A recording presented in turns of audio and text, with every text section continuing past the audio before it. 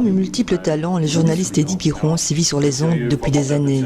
Il nous prouve qu'il n'est pas qu'une voix, il est aussi une plume. Au départ, j'aimais faire de la radio parce que j'ai été intégré, j'ai commencé à faire de la radio à l'époque de la radio libre, et puis par la suite, l'écriture est venue toute seule. J'ai écrit de nombreuses pièces de théâtre, des pièces pour la radio, c'est une passion, j'adore tout simplement depuis de nombreuses années. Son dernier ouvrage, Un brin iconoclaste, livre un regard neuf et original sur les débuts d'une star, Jésus. Je me suis dit, Jésus est quand même quelqu'un de connu, c'était le premier people de l'histoire humaine, j'ai envie de dire.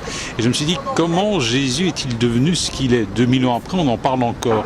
Alors j'ai imaginé que Jésus avait été formaté en quelque sorte par une espèce d'agent artistique qui s'appelait Cornelius Crassus, qui a été engagé par les parents de Jésus pour former Jésus. En fait, au départ, il voulait en faire un sportif, mais Jésus en sport n'est pas terrible. Alors, Cornelius Crassus a décidé de faire de Jésus un acteur, une star, et à la fin du livre, on se rend compte qu'il y est arrivé, puisque 2000 ans après, on en parle encore. Le prochain bouquin sortira dans quelques semaines, s'appelle Amina Gaguerouet, maîtresse de Mahomet.